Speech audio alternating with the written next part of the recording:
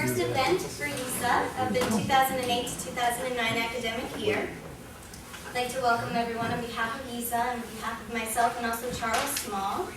I'm Lauren Clark, the coordinator for YISA, and I am going to apologize for Charles, who cannot be here this evening. He is actually attending a conference in Washington, D.C. On the state-sanctioned incitement to genocide, which YISA is co-sponsoring with the International Association of Genocide Scholars. So the conference will address Iranian President Ahmadinejad's visit to the UN General Assembly in New York yesterday, and also specifically his repeated calls for wiping Israel off the map. So he sends his apologies and hopes to see all of you soon at our other events.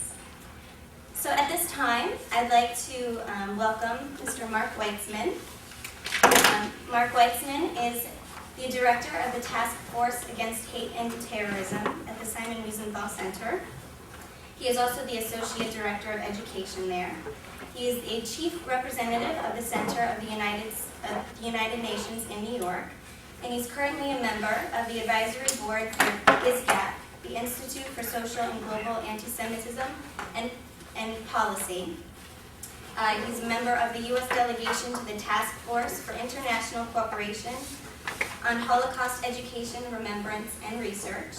He's a board member and former vice president of the Association of Holocaust Organizations, also on the advisory panel of experts on freedom of religion or belief of the Organization for Security and Cooperation in Europe, also known as the OSCE. And he's also a member of the Jewish Catholic Dialogue Group of New York. Previously, Mr. Weitzman was the founding director of the Simon Wiesenthal Center's New York Tolerance Center. He is a prominent lecturer, speaker, and panelist for multiple conferences and groups, including Congress, the UN, the European Union, U.S. Army, and the FBI. In April of 2008, he was one of the Jewish leaders invited to meet with Pope Benedict XVI during his visit to the U.S., and was also selected by the Pew Charitable Trust as one of the 25 participants in a conference on international religious freedom. He has an extensive list of publications, including being the co-editor and also contributing to the memorial volume in honor of Simon Wiesenthal entitled Antisemitism, the Generic Hatred, Essays in Memory of Simon Wiesenthal, which was published in 2007 and also received the 2007 National Jewish Book Award for the Best Anthology. A forthcoming publication by Mr. Weitzman will be coming out this fall and published by the Vidal Sassoon Center for the Study of Antisemitism at the Hebrew University in Jerusalem, and it is a monograph entitled Globalization, Conspiracy Theory, and the Shoah. So we'd now like to invite Mr. Weitzman up, and if you could help me welcome him.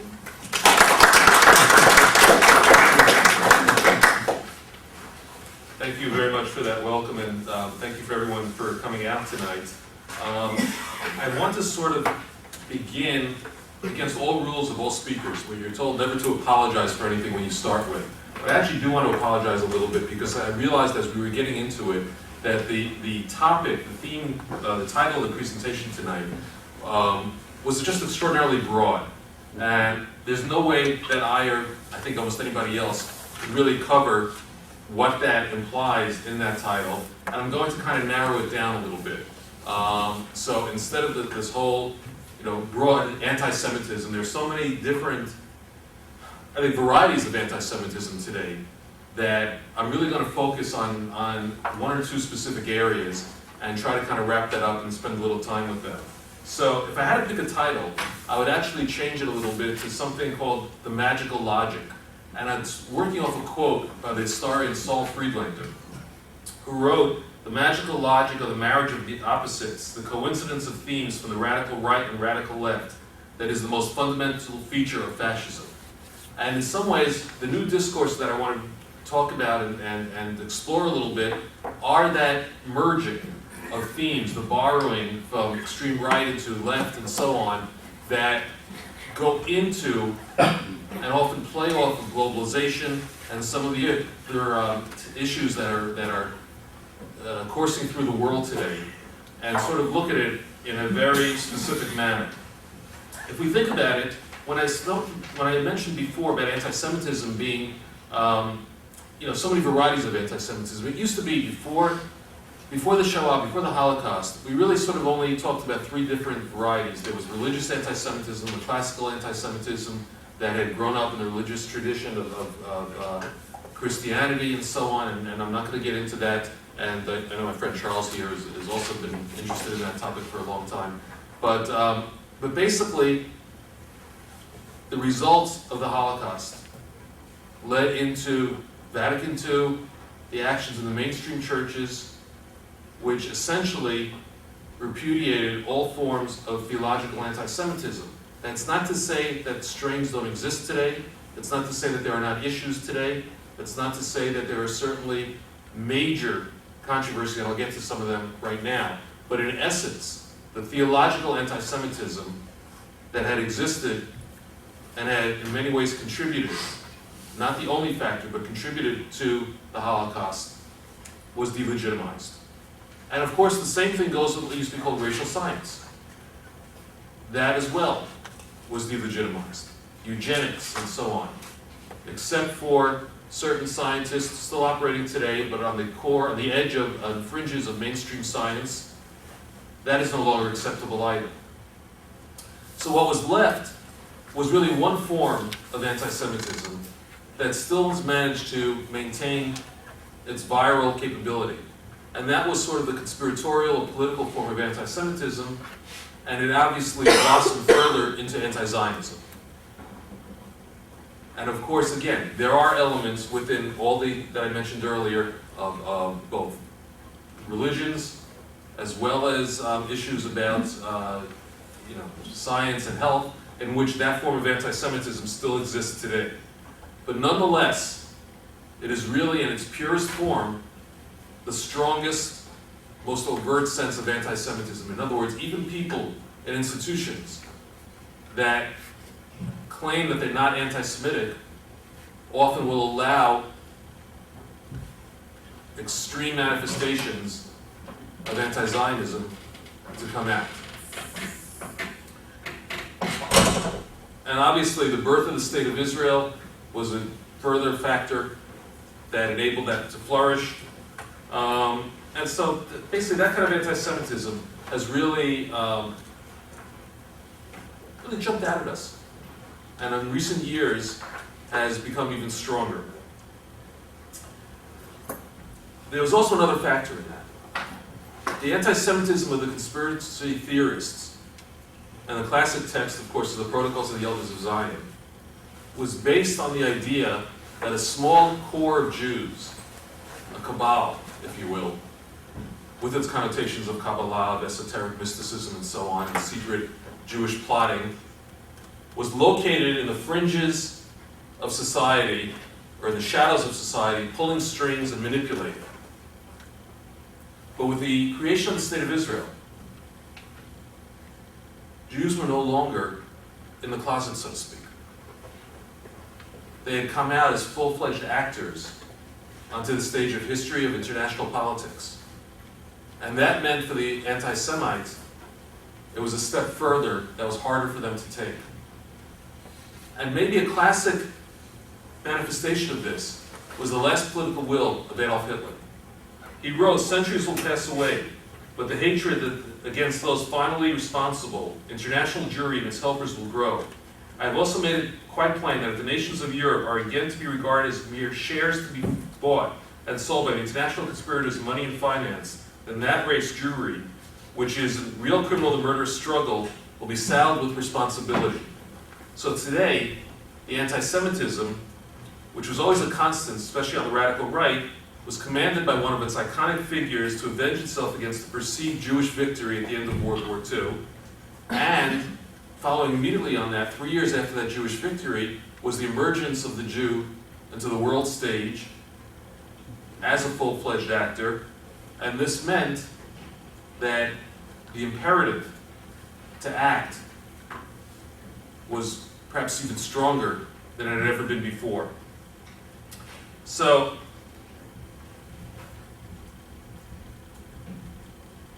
what we have essentially is a pattern that the historian Robert Chazen once described as, he wrote that every new stage in the evolution of anti-Jewish thinking is marked by a dialectical interplay between a prior legacy of negative stereotypes and the realities of a new social context. Meaning that the stereotypes always existed in certain levels, but they're brought into new shape and given new form by the context of the times in which they appeared. So what I want to do here is explore some of that context a little bit more. Now, and I'm going to do it by basically looking at some of the figures and some of the themes that come out and have been used recently in the extremist right wing, if you want to call it neo-Nazi, whatever you want to call it, and I'm not going to get into strict definitions of all those terms, but to explore those a little bit and then show how they began to permeate out of their narrow context into a wider context and some of the influences that they may have. So for example, in the United States right now, they're going through a period of flux in the extreme right wing. Former charismatic and leadership figures like William Pierce of the National Alliance, Richard Butler of the Aryan Nations, Matt Hale of the World Church of the Creator have all left the scene. Pierce and Butler died. Hale was in prison. Each of those three, and I'll pick those three specifically, were noteworthy. One is because they had reached a certain level of notoriety or prominence in the movement. Two is because they were each trained beyond what we sometimes think and look as a stereotype of an extreme right-winger. And sometimes many people still have the idea that these are people who, are obviously failures in the world and are embittered because they're reduced to pumping gas and can't compete in the world today. Or they're on unemployment or whatever. We look at them as total failures. But each of those three that I mentioned were not failures in the classic sense. Pierce had a PhD in physics from Rice and taught at Oregon State before he devoted his time, starting in the mid-1960s, to being a full-time neo-Nazi. Butler was an aeronautical engineer for Lockheed and held certain patents, including one for the tires, I think, that are still used on airplanes. And Hale, who was much younger, in his 30s, and finally sentenced to life imprisonment for trying to kill a federal judge, was a law school graduate and a classical musician who played in an orchestra he lived in Peoria, but in that area. So each of those three had the ability to succeed and turn that ability not to conventional success, but to organizing and to their work in the neo-Nazi movement. But they're all gone now. They're off the scene. What's left are really second raters, and that's being kind. But each of them has made their mark. The person who fills that gap the most today is a person that you've probably heard of, named David Duke. Not going into Duke's whole background and his whole history, but Duke now has a group called Euro, which is the European American Unity and Rights Organization, and has recently tried to reinvent himself as a thinker, as a leader. He received a PhD from a Ukrainian university, a private university, a few years ago for a dissertation that was an anti-Semitic tract. This university has been denounced by the Ukrainian president, the Ukrainian Academy of Arts and Sciences, but is essentially specialized in anti-Semitism. It's a management school, and Duke's now a part-time faculty member there. But after he got out of prison, another story, he was in there for basically defrauding his followers and so on, and tax issues. In 2004, he called together members of this movement to New Orleans, and he created something called the New Orleans Protocol, which basically was a document meant to end infighting among the groups, the figures in this movement, and to establish sort of ground rules to get along with. And of course, by calling them together, bringing them together, and being the first one to sign the document, he was not only reasserting his presence in the movement, but his prime role, his leadership role in a sense, of bringing the person to get everybody together. But during that meeting, Duke, of course, singled out Jews as signs of the world problems. And what he said, and specifically about Jews, was the worldwide Jewish conspiracy to destroy the white race through immigration and assassination, race mixing. The fear of race mixing is one of the prime fears that motivate these people.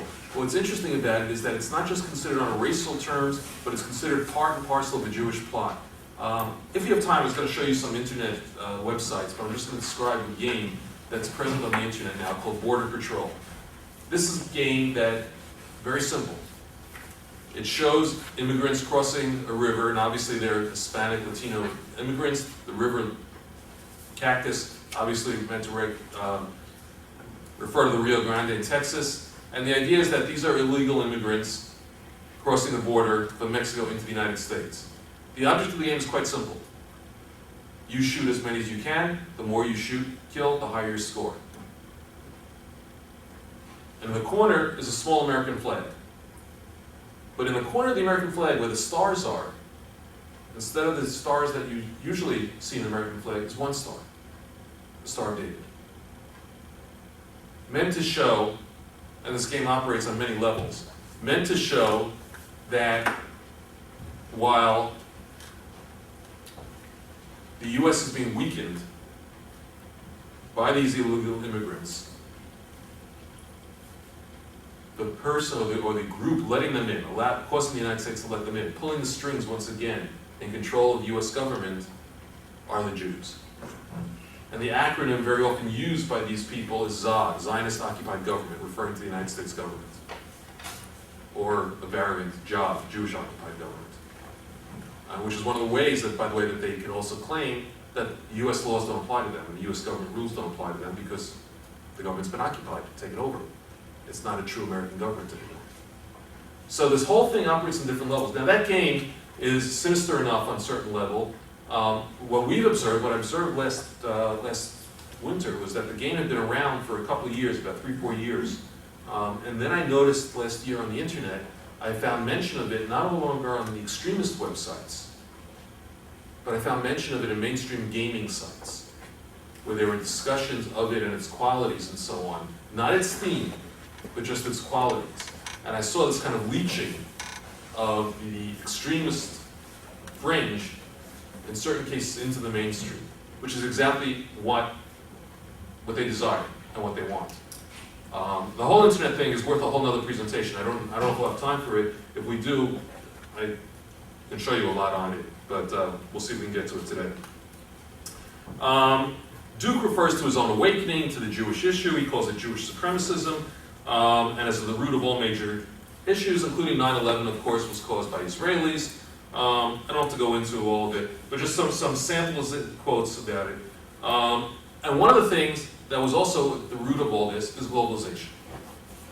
And what we find is globalization, and this is where we start getting into it, a theme that is very often associated with the left, anti-globalization, is actually a theme that is grabbed onto by the extreme right. So Duke writes, for the last few decades of my life, I've earnestly tried to inform people that those who are the true forces behind globalism are in actuality racial supremacists. But no, they are not the so-called racial supremacists the media talks about. They are not European, African, or Asian supremacists. They are Jewish supremacists. And then he refers, of course, to the Protocols of the Elders of Zion.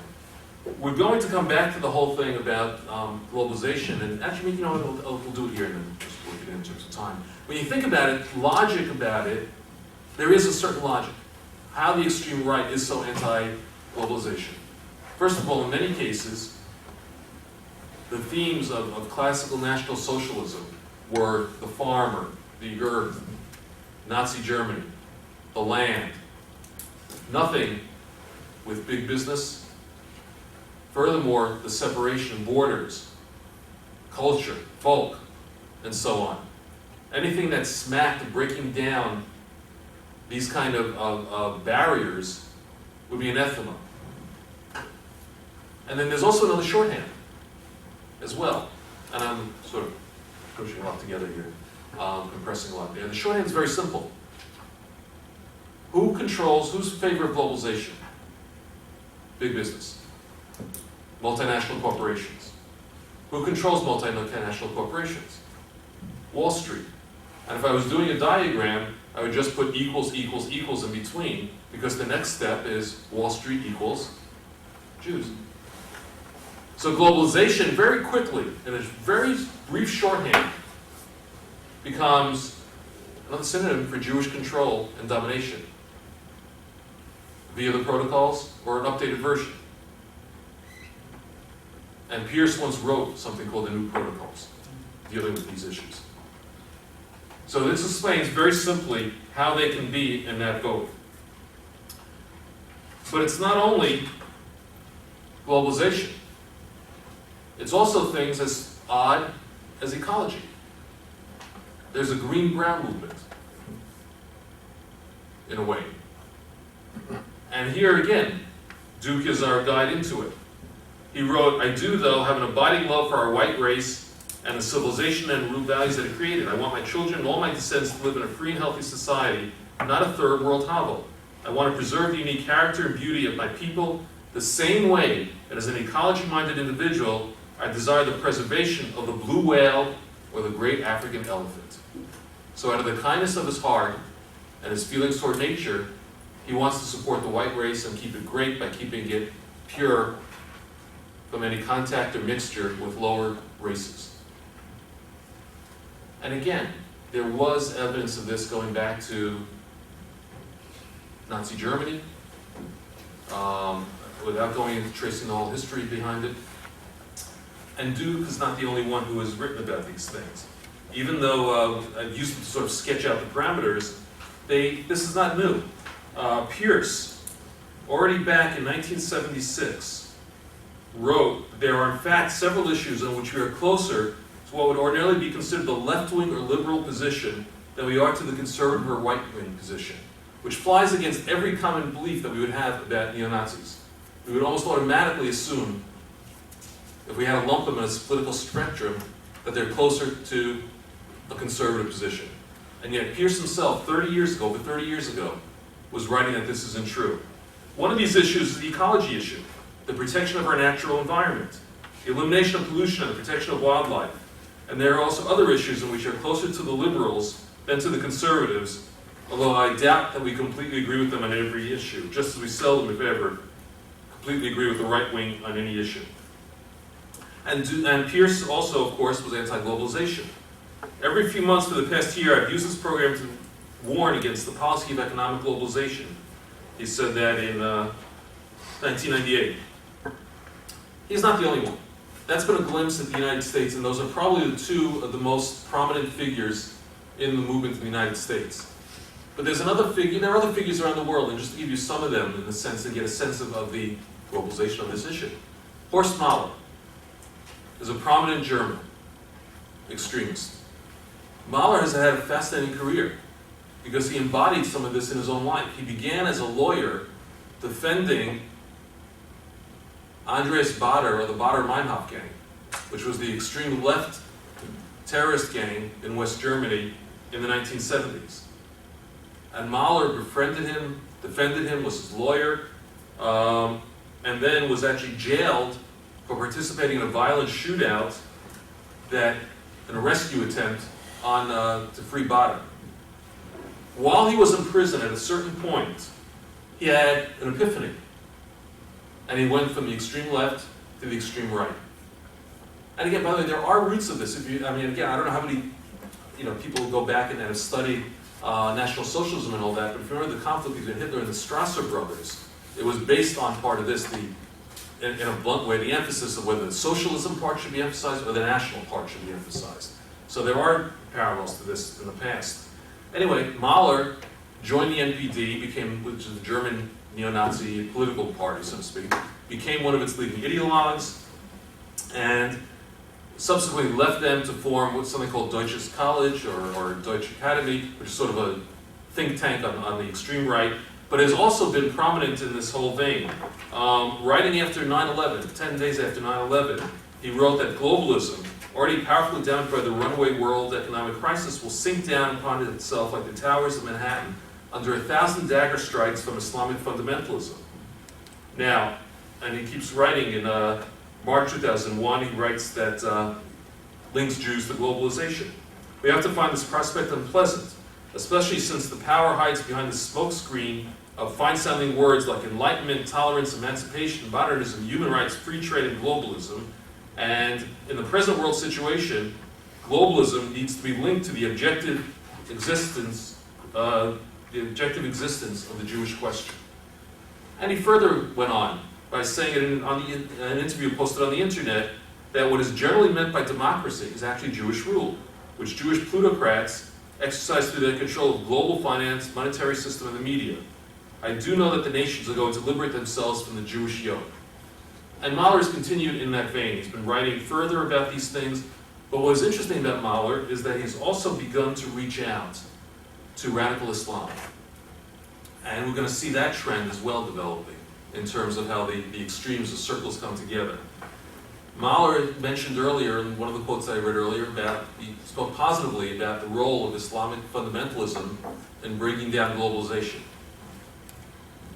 And as a matter of fact, beyond that, just recently, this past spring, the NPD in Germany, following up on Mahler's words, and again, they've begun without going through all the permutations of what role Mahler's playing now exactly and so on. But the Deutsche Academy came out with, called its comrades to participate in anti-Israel demonstrations of the peace movement, left-wing anti-imperialism, Arab associations, and Turkish extremist groups.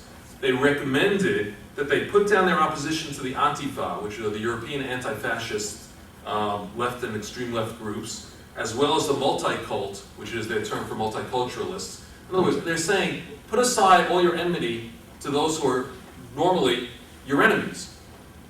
Put it aside for the common good. And what's the common good? Against Israel, against Jews, against the US.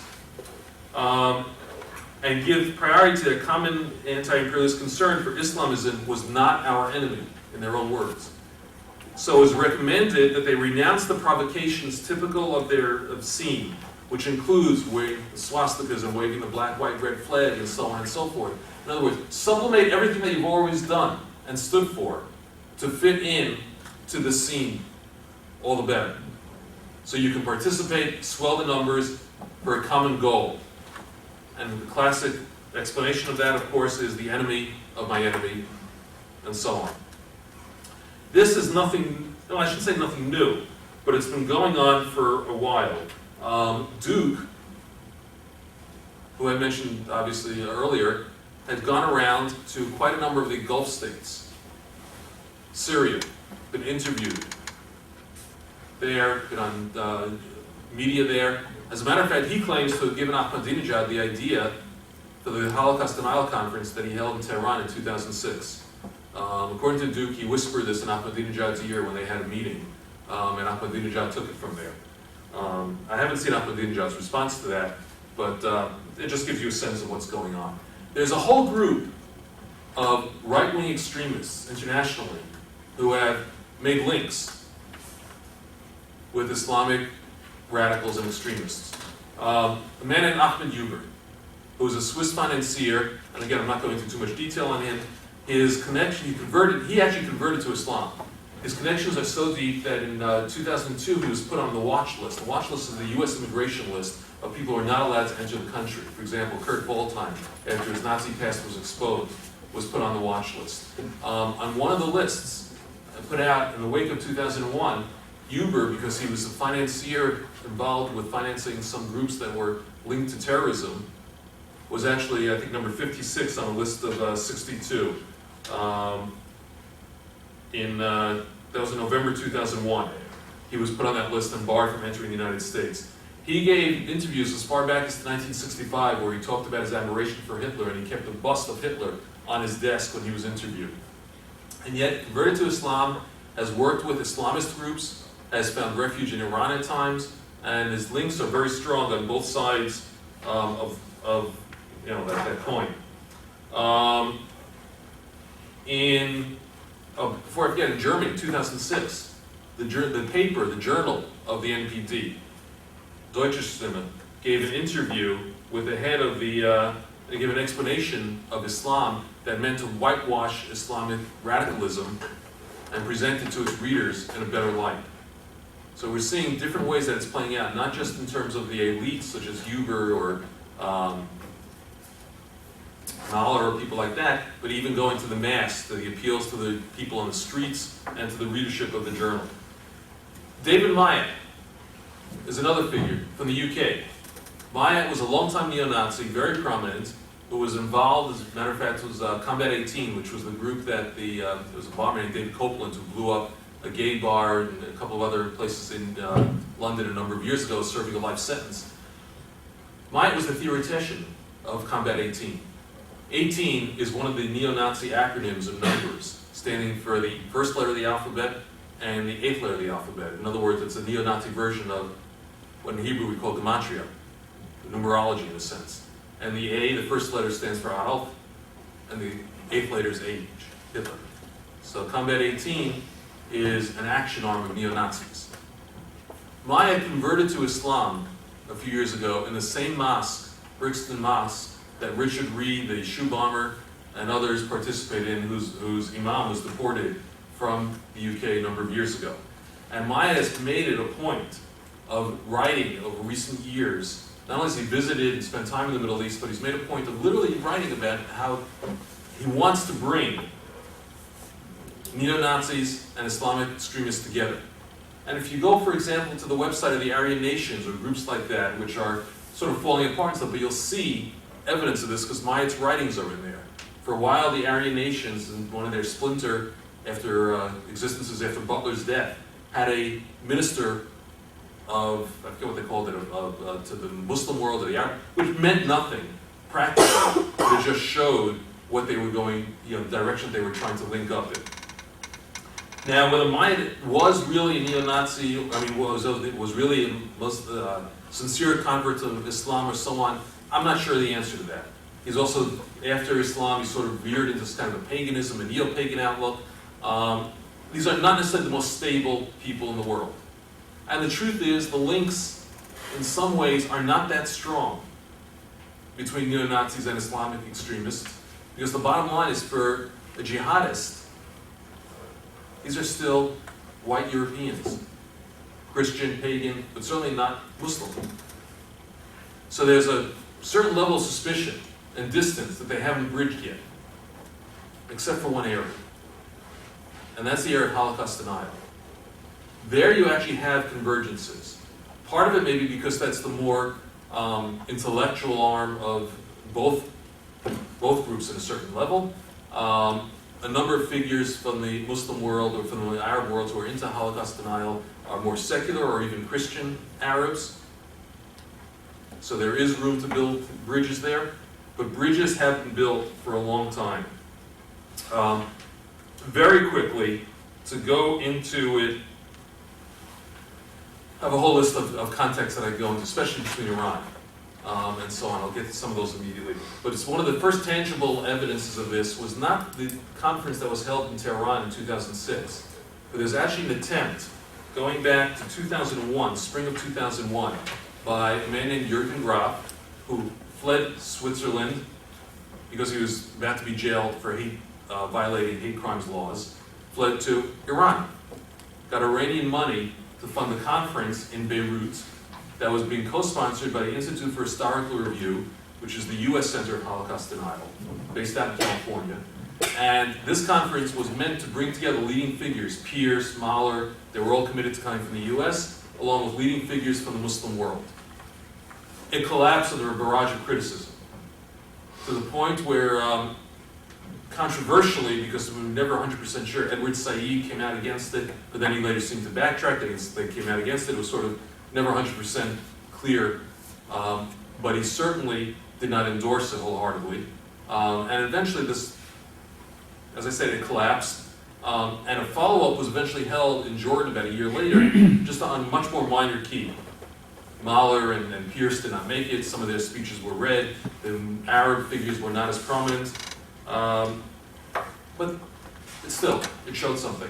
The IHR, the Institute of Historical Review, in its own conferences, starting about 2001, 2002, and haven't had many conferences recently, had people presenting on topics related to the Middle East from the Palestinian, Arab, Muslim perspective. David Irving, perhaps the world's most notorious Holocaust denier, has also linked up and had people connections with people in these circles. And if we get to Iran, going back to 1987, 20 years ago, there was a series of neo-Nazi and Holocaust denial books put out in France. But the French police actually wanted to question and suspected an official at the Iranian embassy who wrote a check underwriting these publications. Iranian President Rafsanjani in 1998 said that the murder of the Jews by the Nazis was only a propaganda act by the Zionists. In other words, before Ahmadinejad, a decade before Ahmadinejad, roughly, Iranian's president was already denying the Holocaust. His successor, Ali Khamenei, 2001, Zionist exaggerated statistics, and so on. 1990, a Moroccan named Ahmed Rami, who, again, fled Morocco because he tried to join a revolt against the king there, fled to Sweden, served time in prison for violating hate crime laws in Sweden, runs a virulent radio station website called Radio Islam, which, very straightforward, has nothing to do with normative Islam. It exists only for one purpose, and it's anti-Semitism and Holocaust denial. But Rami visited Iran upon his release and was honored by a special session of the Iranian parliament. A Frenchman, Raja Gharadi, who converted to Islam. His case, convicted in France, again, of violating Holocaust denial, hate crime speech, his case was taken at the highest levels of the Iranian government, and they actually paid for some of the fine that was given him, and they actually protested to the French embassy.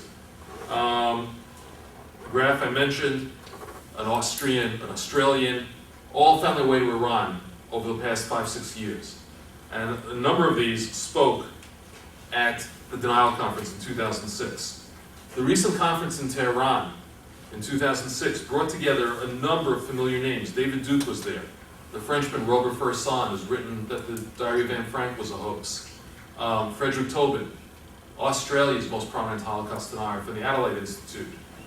Bradley Smith, who was the person in the United States who a number of years ago tried to put those ads in campus newspapers claiming that the Holocaust never happened. Michael Piper, who is a longtime employee of a man named Willis Cardo.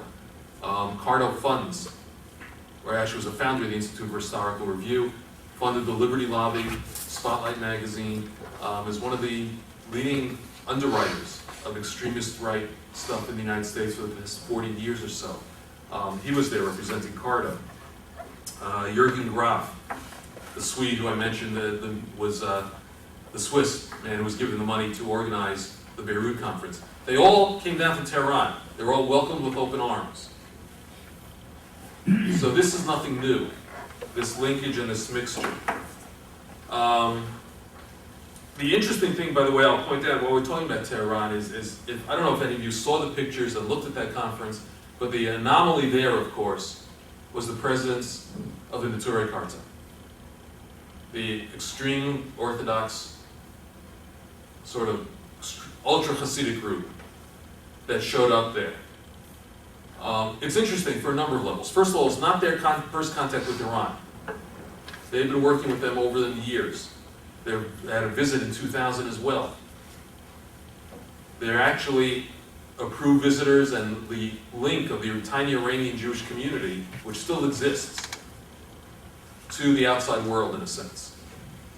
And they're an approved link because obviously they're anti-Zionist, and obviously they're willing to sit down with anybody, including neo-Nazis and so on. But I took a look at what they actually said there.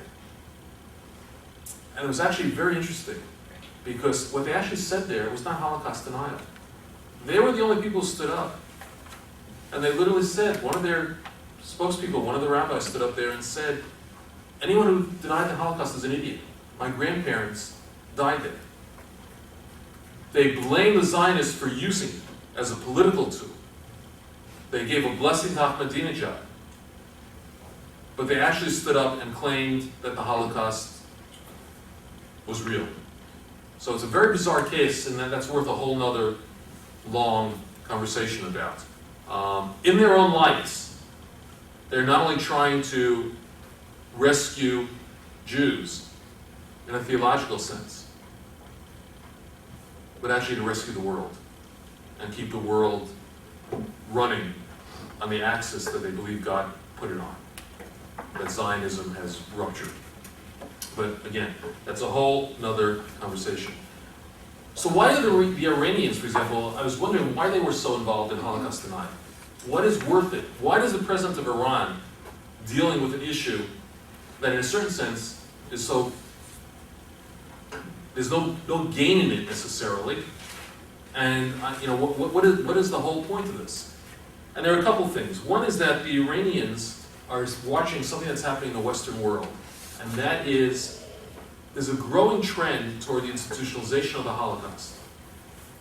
Meaning that if you look, for example, at the United Nations, in light of Durban, and we can discuss all the political reasons and whether the motives are pure or impure or whatever, but the United Nations has taken certain steps. Over the past couple of years, there's been a resolution at the General Assembly that was passed that declared January 27th an official day of commemoration for victims of the Holocaust, which meant that the United Nations was acknowledging, and all member states were acknowledging not only that the Holocaust happened, but the wording of the resolution went right back to the origins of the United Nations being rooted in revulsion, the world's revulsion of the events of the Holocaust. They also passed a motion the next year, a resolution decrying Holocaust denial, which, although it did not mention Iran or Ahmadinejad, was obviously aimed directly at the Iranians. But it's not only the paper. They created, for example, an office of Holocaust outreach, which has been producing conferences and material and distributing material to the UN information offices around the world. And in other words, it's active. Furthermore, the groups that were mentioned earlier that I do some work with, International Task Force on Holocaust Education, Research and Remembrance, 25 countries that came out of a Swedish, US, a couple of other countries initiative around 2000 that now basically underwrite and support and require Holocaust education in all the member states. But putting it in a nutshell, that's very vague. What that means is that the countries that began it were Western countries such as UK, Israel, United States, etc., 5 countries, Germany, and they basically came together and looked at the countries emerging from beyond the Iron Curtain, the countries where the Holocaust took place: Poland, Croatia, Slovakia, etc., and said that those countries have not been exposed to history, have not been exposed to the last 50 years of education about the Holocaust, and they will need help. And this was meant to give them a hand. But it requires a formal commitment. The request to join has to be signed by basically either the foreign minister or an equivalent member of government, meaning it's a formal governmental request. To join it, the country that's seeking to join has to commit to 3 things, well, 4 things. First is a national day of commemoration for the victims of the Holocaust in its own country. Meaning, in other words, they institutionalize Holocaust remembrance in their country. It does not have to be the 27th of January. It could be a local date that's more appropriate. They commit to free and open access to all World War II era archives, which is a little problematic because some members have not really opened up all their archives yet. But nonetheless, it is now something that you can go back to them and say, you're required to do this. And they commit to supporting Holocaust education about the Holocaust in their country, which means revising, rewriting, or writing textbooks. It means going back to sites of camps and so on, and creating memorials and exhibitions and text. It means pedagogical training, having people from the US, Yad Vashem, and Israel, or so on, go into the country and work with teachers there, or bring them over here, or to Israel, or to Germany, or to the Anne Frank House, and so on, and work with them. And there's a commitment, each member has to pay 30,000 euro, which is nothing, and that is put into a fund that then underwrites and gives grants to programs in that country. So that's one level. The OSCE, Organization for Security and Cooperation in Europe, which again grew out of the Helsinki process in the 1970s, dealing with both security and human rights issues. In the wake of Durban, took up through a series of high-level conferences in Berlin and Vienna and Cordoba, and became a mechanism for fighting anti-Semitism. There are 56 countries in the OSCE, 25 or so in the ITF, the task force, and another 5 waiting to join the task force. These countries in the OSCE, not only have they produced a declaration about anti-Semitism and so on, but there are now teaching materials about anti-Semitism, about Holocaust, that have been developed specifically for their use, that are distributed basically in all OSCE member states, from the UK to Kazakhstan and so on. Now, it doesn't mean they're being used all the time, but it means that they're available and they've been quote-unquote sanctioned and done under the authority of the OSCE, and so it's an opportunity to get in on the grassroots and to do things in places that no one ever would have imagined 15 years ago that any of these things happen. So the Iranians, in a sense, have looked around at all this.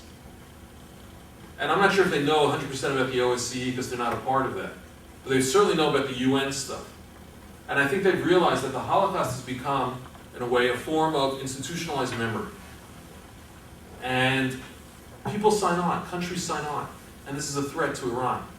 By delegitimizing the Holocaust, the Iranians, in essence, among other things, also can delegitimize the roots of the UN. If the UN was founded in terms of revulsion for the Holocaust, then taking away, that takes away the need or the power of some of the moral prestige of the UN, which makes its efforts against Iran even weaker or less legitimate. And it actually even goes further than that. It also delegitimizes a lot of human rights law and activities, and war crimes tribunals, and all those other elements that are inconvenient and nasty little reminders for an Iranian government, or at least individuals in the Iranian government, that might feel threatened by those. So I think that there is a political reason, policy reason, why they are spending so much time on the Holocaust. I think it also may have some unintended events, though, or some unintended repercussions as well. For one thing, there is no native school of Holocaust denial in the Muslim world. The same way that a lot of the tropes of anti-Semitism, of the protocols of the Elders of Zion, of blood libel, things like that, ritual murder, penetrated from the West into the Islamic world. Same thing with Holocaust denial. But in doing so, it requires the tools of West thought, historiography, engineering, chemical analysis. All these are the tools that are abused by the Holocaust deniers, but they're tools that are in essence denigrated, usually, by the Iranians. This is one of the few times where they open up their society and allow these tools to be brought in. And we've actually seen, in certain cases, a response from some Iranians. There was a letter in the New York Review of Books signed by 100 Iranians in exile and in Iran at the time of the conference, repudiating the conference. There was a comment by the former foreign minister of Iran in the parliament saying, speaker in the parliament said, "Have we ever asked that questioning the Holocaust has harmed us and what we get out of it?" So it's entirely possible that the results on the grassroots level may be far different than what Ahmadinejad wanted. I don't have an answer for that. That's pure speculation. But it's an interesting train of thought to follow. So I'm going to close now. I mean, we could continue a lot more on some of this stuff. Let me just see if there's anything else. Yeah, the only other thing, these things are still going on right now. Just about a month ago, August 18th, the head of the Institute for Historical Review, the Center for Holocaust Denial in the U.S., appeared in Baltimore at a conference sponsored by Muslim extremists, local Muslim extremists. And there he spoke, not about Holocaust denial. If you look at, I've gone through your website over the years, and the percentage of Holocaust denial is a group that initially defined themselves just in terms of Holocaust denial. Now, you look at the news stories on there. Today I did it again. The 25 lead stories, news stories, only 2 dealt with World War II. Neither of them dealt with Holocaust denial. One was a YouTube link to Leni Riefenstahl's film of the 36 Olympics. And the other was a story out of Rome. The mayor of Rome kind of defended the fascist legacy. That was it. Everything else was current events, globalization, war, etc. They've had to broaden their appeal. The niche that they had occupied on the fringes of society was not getting them anyplace. But they had the models, based on the earlier efforts from the Nazis and so on, to be able to find terms of discourse, anti-globalization, anti-Zionism, ecology, that they could link up or penetrate into circles far beyond their initial limited appeal. And that's one of the things that they've been doing and they've been reaching out to. And with some success. Not a great deal, but some success. I can give you, again, more concrete examples. Professor at a university in Oregon who was a pacifist in World War II, retired, founded a Pacifica Forum, again, very, much on a somewhat liberal or left perspective, has been bringing in Holocaust deniers, has been bringing in neo-Nazis, and has been linking them to these themes as well. So we're seeing it going on, that this is the ongoing effort for these people, what they're trying to accomplish, whether they'll succeed or not. I don't know if their influence will ever become so dramatically direct, but tangentially, they can certainly have an impact. They can certainly shape discussion, shape thought, and essentially, it goes back to what I said earlier at the very beginning, that if we look at anti-Judaism, the history of anti-Judaism, it's this dialectical interplay between the stereotypes and the ideas in the past and the context in which we live in today. The context today is what we have to face. We need to understand it. We need to see the linkages between the past. Otherwise, we'll end up fighting basically a 21st century battle with 20th century weapons. And that's never a good recipe for success. So I hope that I've been able to give you a little bit of a window. It's a much more narrowly defined frame than that grandiose title that you came here perhaps thinking that you were going to get. But it is one that I think is important. I think it is sometimes neglected. And as I said, I hope that's given you a little bit better perspective and understanding. Thank you.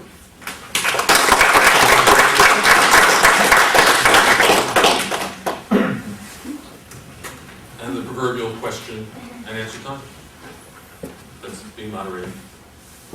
Yeah, I've got a question. First, I'm very grateful. Do you want to say anything first? I'll say it. One of them? Yeah. Okay. Please, comments. Okay. I have a kind of similar experience coming from Europe. That means there is a kind of decline in Holocaust denial as known. On the other side, there is a huge amount of new literature, new propaganda material, both from Muslim side, from right-wing extremists, but also liberal left-wing extremists, according to anti-Zionism, also ecology, of course, but also something like, for example, this new Holocaust museum in Gaza Strip, established by Hamas. That means now radicals of all time, but especially Palestinians, for example, they are playing the card of Holocaust. It means they are talking about Holocaust. Not, of course, Holocaust didn't happen, but I think to us also Holocaust happens. Or you have this PETA, this organization for the treatment of animals. They are playing the same card for several years now. Holocaust on your table. That means killing animals because we need something to eat is the same as killing Jews in the Holocaust. So this is also not a offensive kind of Holocaust denial as we know, but it's a new form. And I think maybe this was the point you wanted to show us. And I think it's really, for the next couple of years or decades, a very important thing, what I was calling a universalization or trivialization of the Holocaust by playing the card of the Holocaust. I think you're right. I mean, and I didn't give as many examples as we could. We just sat here and listed examples. The ones you mentioned are absolutely true.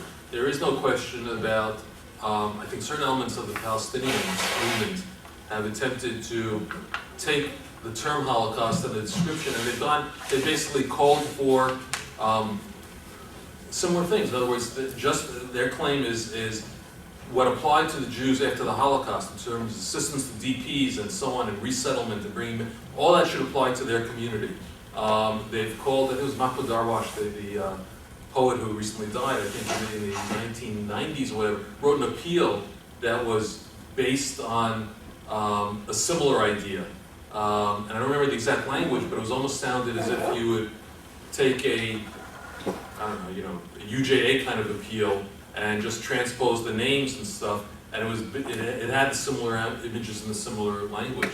PETA was also, they had a very controversial ad a number of years ago, where they basically paralleled the famous picture of survivors, of prisoners, inmates in a camp, with, I think it was chickens in a coop. And it turned out that when they were criticized, because we criticized them among other groups, they threatened lawsuits. And, well, it turned out that they dropped everything because they had really gotten their photos kind of without permission. They were using the photos from the U.S. Holocaust Memorial Museum. So that whole thing ended up fizzling away. But again, it was this sense of using the Holocaust as a term, a frame of reference that everybody can understand, and channeling your cause into it, or using it for your own cause. And that leads into the effect of trivialization. There are forms of trivialization as well, and sometimes I think, those of us in the Jewish community can sometimes go in that sense also, calling every disaster or every misstep or something a Holocaust is not quite the same. I actually rejected the comparisons that were going strong a few years ago between the events of the 1930s and the events of 2002, 2003, and so on. To me, that just did not stand up historically, that comparison. A more appropriate comparison were the 1970s, where you had, again, similar to the range of terrorism, you had bombs in Europe, you had hijackings of planes, you had the UN resolution of equating Zionism and racism, and all that occurred in 1972, the Munich Olympics, to 1975 and 1976. In other words, roughly the same time span and roughly the same kind of things. It was not analogous to me to take it back to 1937 or 35 or whatever. And I will say, by the way, I drew some strength from that, because following in the 1970s, there was a period of roughly 25 years that were relatively quiet and good in terms of Jewish life and anti-Semitism compared to the time before and the time after. So I looked at it and it said, we did survive that period in the 1970s, Yom Kippur War and all that stuff. And we came out of it for almost a generation of relative peace. So that gives hope to me that we'll get through this period as well and come out of it. But it's a hard work. It's a hard job, not to minimize it.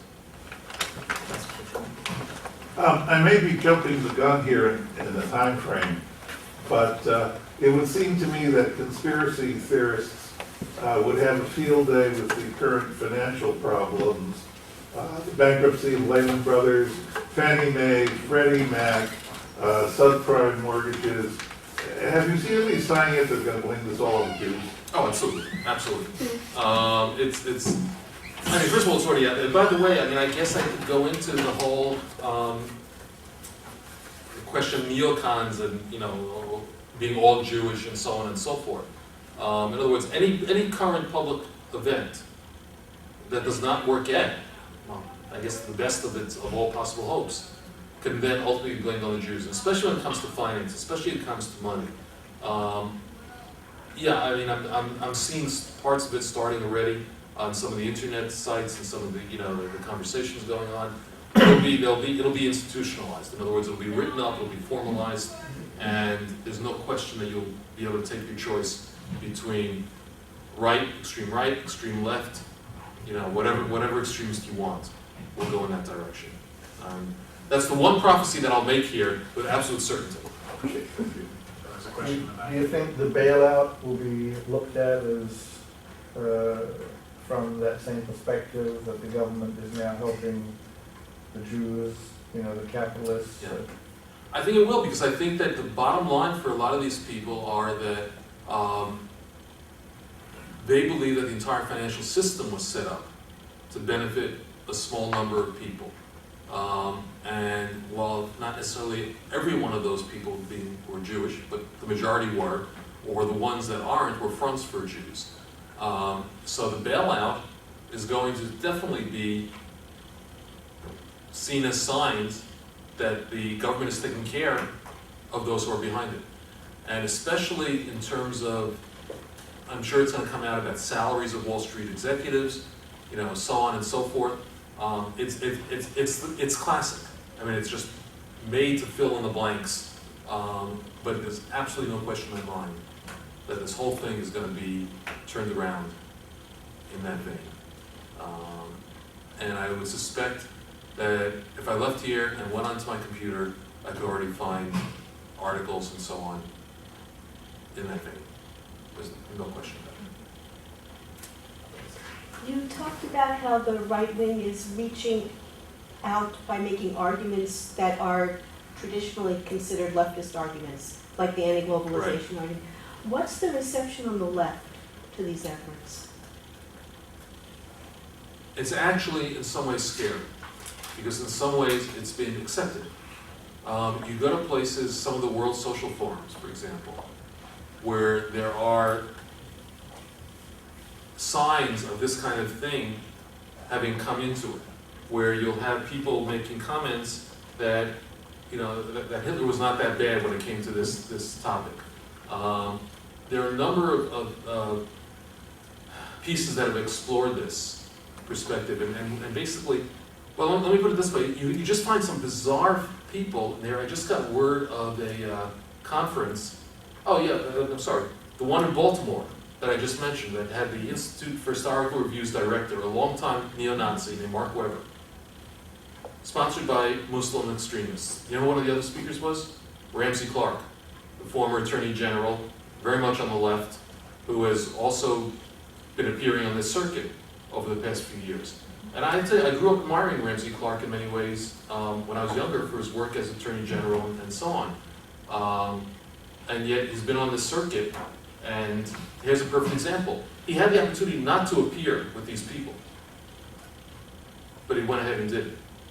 Kirkpatrick Sale, another figure on the left, has been involved with a group in Vermont that has been linked until recently with the White Citizens Councils in the South, which are basically a group of kind of neo-Confederate racists. And Sale has been involved with the Newberry Institute, I forget exactly which organization he's involved with this guy named Thomas Naylor. And up until about a month ago, they refused any criticism. Naylor has finally come out and called and said that the Citizens Councils have to drop the racist stuff and so on and so forth. But they had no problem until they were publicly exposed, until someone called them on it. And this had nothing to do directly with anti-Semitism.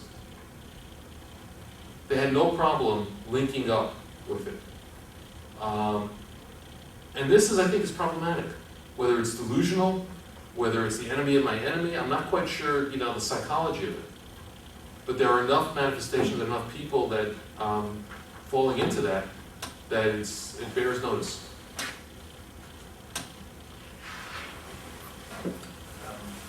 I had a question, actually. Good. Can you speak more about the link between contemporary anti-Semitism and Holocaust denial? I mean, I don't know if that's a clear enough question. But No, it's very clear. I would do it. I think it's actually, I may run the risk of simplifying here, but I'll go ahead and run the risk. I don't think there's any basis for Holocaust denial other than anti-Semitism. I think they're absolutely wrapped up together. The people who are involved in Holocaust denial, the professionals, spend a lot of time studying the Holocaust. My guess is that they probably spent more time studying it than anyone outside of specialists in the field. And yet with all that, and despite all that, they claim it never happened. And when you think about it, probably, and it's been said before, probably no, maybe not, I don't know, but close to no human event has been as documented as well as the Holocaust. What they're in essence saying is that, I use this when I'm talking to the group, so I'll just pull that in anyway. Think of it this way.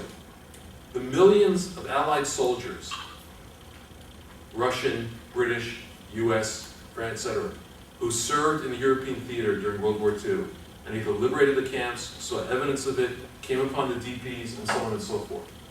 All those millions of people, the millions of pages of archival documents in repositories, and I don't know how many countries around the world, as well as the evidence by local people on the ground, of all nationalities, survivors and witnesses, along with the testimony of hundreds of thousands at the least of Germans, of Austrians, etc., Nazis. Put all that together in the equivalent of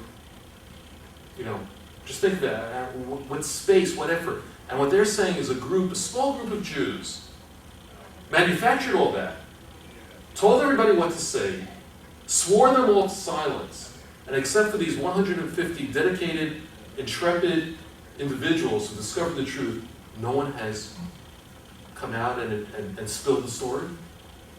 It's actually, when you think about it, Holocaust denial is one of the most ridiculous things in the history of the world. It's probably, I don't even know what to compare it to. But that's essentially what they're saying. So they're saying that despite the effort that they made to study it, and despite that incredible mass of evidence, of archival, of documentary, of film, human, etc. So why are they saying that? Either they're totally delusional, which is, by the way, I think going on with some of them at least, or there's an underlying rationale. And to my mind, the underlying rationale is a little bit of what I suggested earlier with Iran. The Holocaust has become a symbol for perhaps ultimate evil in our society. It also laid the groundwork for many things. The war crimes tribunals, human rights on certain levels, international organizations, all these things that are anathema to some people. And beyond that, if your ultimate goal is to restore society to a world where people are judged not on who they are, or what they've done, or what they've accomplished, but on how they were born, the color of their skin, their race, their religion, their gender. If you want to just use those typologies, well, you can't anymore because of the Holocaust. People will basically say, that path leads to Auschwitz. So if you want to get back to that, you have to deal with Auschwitz. And I think that's the fundamental issue. They want to restore that world, and they can't. They can't succeed. They don't have a dream of succeeding unless they negate Auschwitz. And I think that's where they're coming from. So I think it's absolutely part and parcel. It's the same thing. And that's leaving aside all the empirical links between neo-Nazis and Holocaust denial and professional anti-Semites and so on and so forth, of which, again, Mark Weber, we found linked to a German neo-Nazi group. Willis Cardo has been a long time American financier of the neo-Nazi movement, and so on and so forth. I mean, give you a whole list of those. So one follow-up to that, and then back to the floor.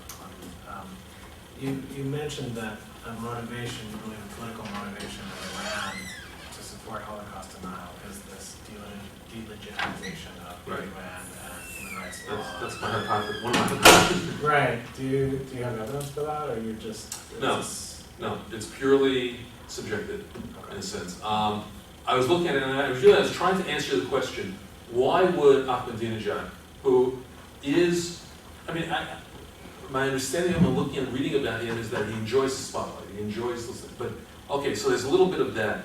But this is a policy. In other words, it's not just Ahmadinejad. One of the things I was trying to show was that it existed before him. It's wider than he is. If he was not the president of Iran, there's no guarantee the policy would change in that regard. So I was trying to think of a strategic reason why they would embrace this. They don't need it to delegitimize Israel, which could be another reason. But Iran does not have borders with Israel. It doesn't, it didn't seem that was the necessary tool that they had to go into. So I don't know. I was trying to find a reason, and that's what I came up with. It's hard to find evidence, either way, for that. It's hard to understand why they're so obsessed with it. And if anyone has a better idea, a brilliant idea, or any other ideas, I'd be interested in hearing it. But that's really, the thought that came to me. Okay, so we had a question in the front and then one in the rear. And two more questions. First, because you have been talking so much about this important American and European right-wing extremists. What about, for example, Alain Benoit, who is published in the US? Because in Europe, he is well known and works on this issue as an extremist and as an anti-Semite, anti-Zionist, and anti-democratic thinker, and so on. But what do you think? Why is a person like Benoit published in the US for a publisher like Taylor's Press for decades? First question. The second question, you mentioned this very important game on the internet, shooting Hispanic immigrants and so on, and with this little American flag where the stars are replaced by one David star. And this reminds me to some 10 days ago, or 2 weeks ago, there was event at Yale University. The Yale Political Union was inviting Mearsheimer, talking about his infamous book about the Israel lobby. And unfortunately, I had not the opportunity to speak out at this event, but I do not know if a lot of people in the US know the fact behind this book, because I suppose this book was written not in 2005, as it was published first in the US, but it was published in 1942. And why so? Because in 1942, there was a book published in Nazi Germany from Johann von Leers, one of the most leading ideologists, and this book was called Kräfte hinter Roosevelt. It means those who run America, or those who run Roosevelt. And why I'm mentioning this is because the cover of this book in 1942 was an American flag where all the stars were replaced by David crosses. And the new edition of Mearsheimer's book in Germany, the Israel Lobby, by a campus publisher, has the same cover. It means the American flag and all the stars being replaced by David crosses. Well, there's a lot of, it's a common typology. If you go back, von Leers, if you talk about, by the way, he was an example of a Nazi who ended up converting to Islam and living in Egypt after the war. He was a classic example of, the reverse route. He was not the only one, but he was an educator, a propagandist who specialized in this stuff. Who Runs America is a long-standing. William Pierce had a thing called Who Runs America, which listed, I forget how many people that were supposedly, the media, etc. Some of them were Jewish. By the way, one of the fascinating things about these guys, in terms of their own research or intellectual capability sometimes, is that they make up their own reality. So you will see Who Runs America, Zionist Jews who control the media. William Paley used to be on it, the former head of CBS. All right. Rupert Murdoch is on it. There's only one problem. Rupert Murdoch's not Jewish. But it doesn't matter. He's still, you can tell them that over and over again, and Rupert Murdoch will still be on it. So they make up their own reality. I stayed away from Mearsheimer Walt for a specific reason, just because we could spend a whole other event on them. I don't know if they intentionally took their stuff. I tend to think that there are things that they took. David Duke loved the book and claimed credit for some of it, and claimed some of the citations came from Duke. They denied it. But I think it's that certain stuff of being in the air, being in the atmosphere, where you can't quite put your finger on where you get something, but somehow or other it comes to you. That's in there. What I will say about the book that I found fascinating was Noam Chomsky, who you would imagine would be an extraordinarily strong supporter of the book, wrote, if I can remember the exact phrase, maybe I'll just paraphrase it. Basically, I would like to be able to recommend this book, but I can't because it's such a piece of crap. It was just research so shoddily done that he could not recommend it. And he put that in the public arena. So that kind of, well, you can draw your own conclusions from that. So anyway, that's what I say about that. The first one, I'm not familiar. I didn't catch the name that you were saying for the first one. Benoit? Which? Which name? Which Benoit? Alain de Benoit? I was mentioning Alain de Benoit, the France thinker who has been published by Taylor's Press. I'm not familiar with that specifically. Ah, okay. Okay. So No problem. I'll take a pass on that. So there was a question in the rear. Yeah, you started your talk by saying that the religious connections for anti-Semitism were no longer legitimate, that could be drawn on because the church had talked about it. I want mainstream, yes, I said with exceptions. And the exception, particularly in the Protestant world, is Israel and Zionism. There's a lot of anti-Israel stuff going on in a lot of the Protestant World Council churches and so on. There's a lot of attempted delegitimization of Israel, theological delegitimization of Israel, that really is very close, in my perception, to the line of what would be anti-Semitism and what's not anti-Semitism. And again, it's a major theme that needs to be explored more. But I think it's highly problematic. The Catholic Church is nowhere near that level, although there are manifestations, and Charles Chudkowsky was here, is a very, we served, I met him years ago on the Jewish-Polish Catholic dialogue group that was set up by the Archdiocese of New York. So I guess he would not be happy by referencing this, but there's a case in Poland, Radio Maria, is virulently anti-Semitic, and the priest in charge of it, Bridget, was actually, even after the controversy erupted, somehow or other managed to get to San Gandolfo, not this past summer, but the summer before, but he was greeted by the Pope, and the answer was, of course, that he was innocent, they didn't know, he just happened to be there, but you don't just happen to be in front of a Pope. There's an immense amount of bureaucracy and security that you have to go through. So I don't know if that was a signal. They've reprimanded at the same time. And the Polish churches, certain wings of it definitely are not very happy with Radio Maria and so on. But basically what I was trying to say is the mainstream. In other words, the Vatican II sentiment has officially outlawed this stuff. And I'm not even going to the Mel Gibson wing either. But, so basically that's what I meant, is that the kind of broad mainstream has moved beyond that. Well, I'm glad you made the clarification. What I was wondering about as well was the religious links with the right wing, because it's not Catholic, Right. and it's not even necessarily mainstream Protestant, and also the religious underpinnings of some of the Islamist anti-Semitic sentiment, and how all that fits together in some kind of a package. I'm not sure it fits together because I still haven't seen much, I have to admit, of extreme Protestant fundamentalism and extreme Islamist fundamentalism sort of coming together. Generally, they're kind of at poles apart, and I don't think we should be particularly shocked by that. I think what you do have, though, are, again, extremely literalist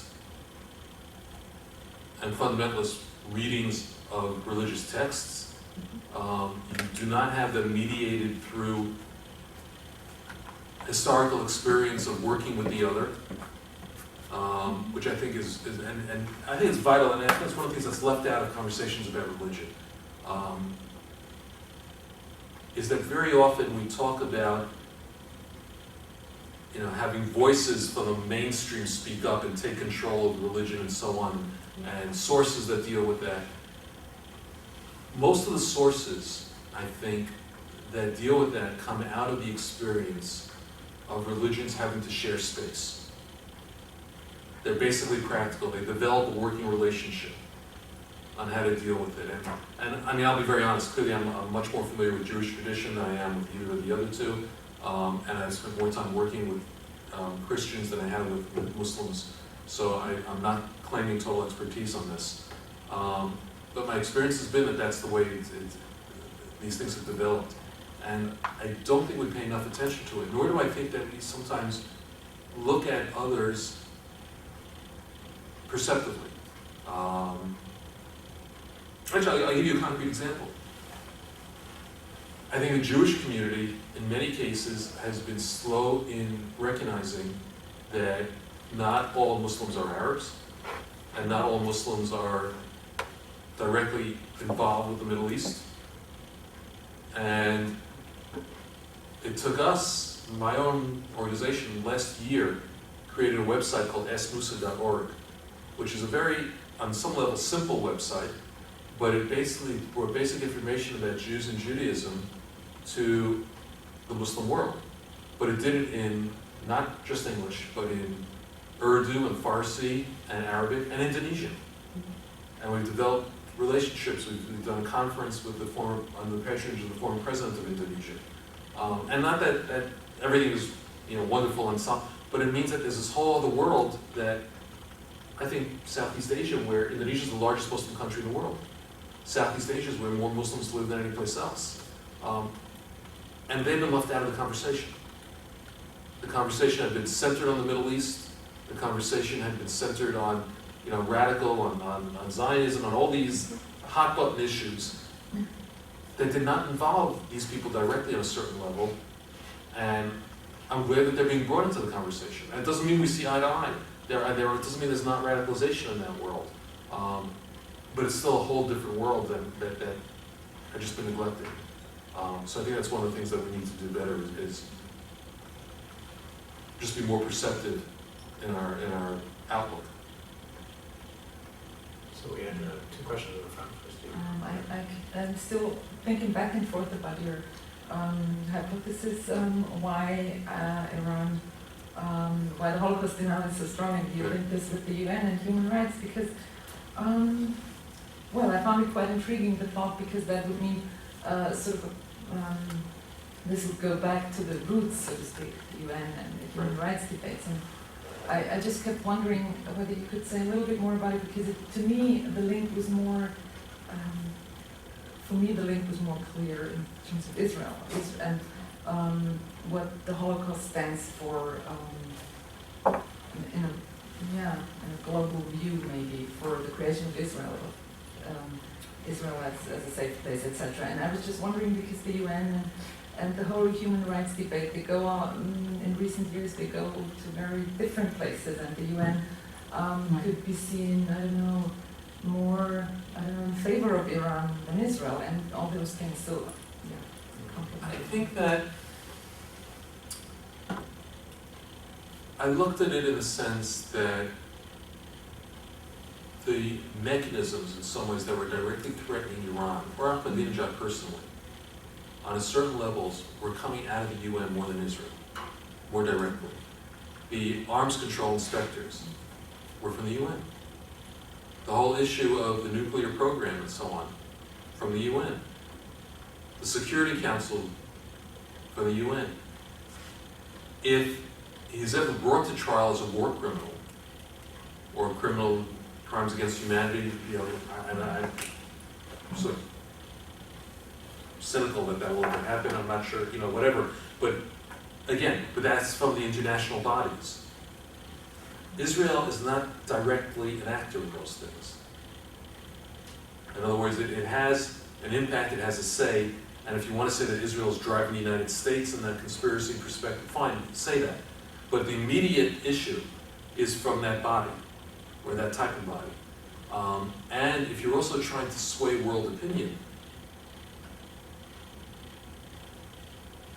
the countries, the European countries, or the non-aligned countries, or whatever, they can easily be against Israel, but that doesn't have an impact necessarily on what they're saying about Iranian nuclear capability or so on. This strikes in an indirect fashion, or this strikes a different target.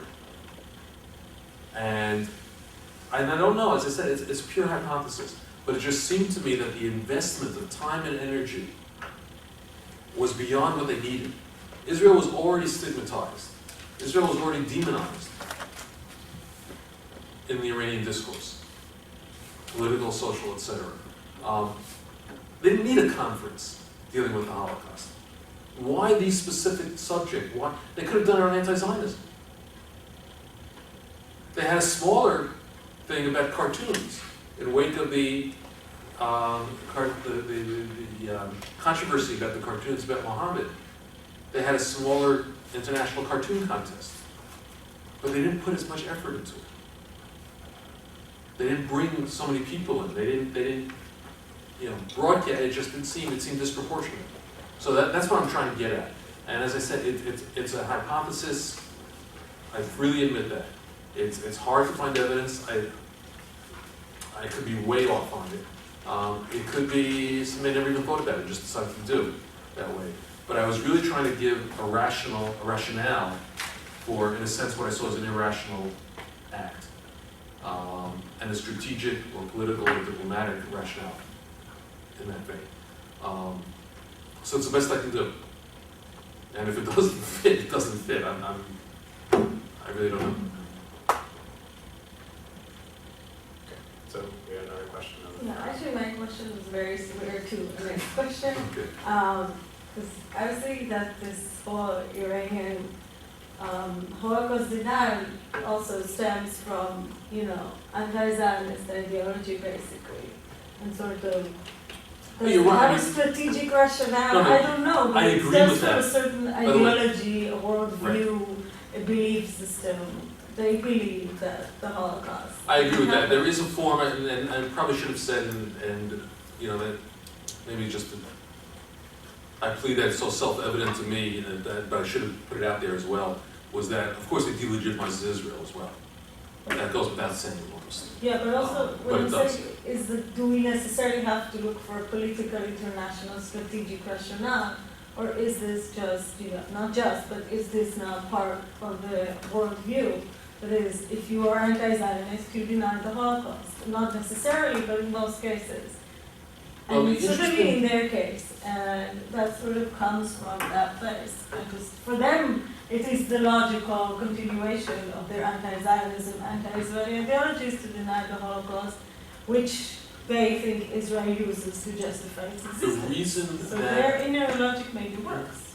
well, the reason, I'm not sure that's, just can I jump in for a second? I'm not sure that the anti-Zionism translates to denial of the Holocaust. It doesn't well, I was going to necessarily say, translate. the reason that I'm looking specifically at Iran so deeply is because none of the other Arab or Muslim countries that are even at states of war, Syria, for example, does not have such a committed policy on Holocaust denial. Saudi Arabia, any of these countries, you think about it, they're not so wrapped up in it. Only Iran has, which made me think that there's something specific and special why they're doing it. Revolutionary society, there's a lot of things there. But they are unique in that vein, if you think about it. They're also unique in the area.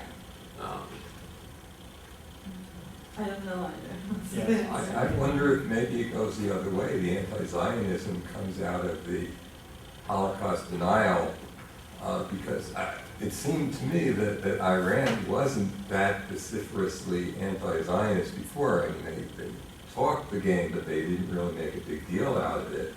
It seems like it's a way for them to curry favor in the Arab and Muslim world besides the Holocaust denial. So it's sort of like an added benefit. I mean, it's a possibility. I think that it's really, I think we would just have a lot of conjecture about this because they're not really transparent in terms of their internal, workings. And they haven't really allowed for deep analysis of their stuff. In other words, we don't have access to the equivalent of National Security Council deliberations or policy deliberations or things like that. So I think I'm not going to dismiss anything, basically. I think it's an interesting question, and I think it just needs to be left open to a certain degree. So I think that's all. Thank you. Thank you for the questions and for staying.